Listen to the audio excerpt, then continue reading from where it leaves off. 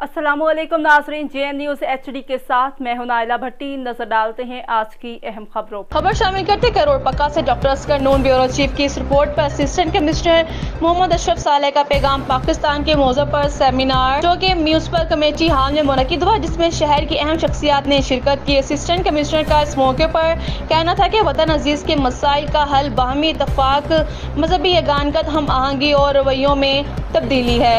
हमें ग्रोहबंदी और रवैयों को छोड़कर मजहबी रवादारी और मिली और कौमी यगानकत को अपनाना होगा। हमारे मुल्क की मईशत कोई बेहतरी बाहमी अमन से जुड़ी है।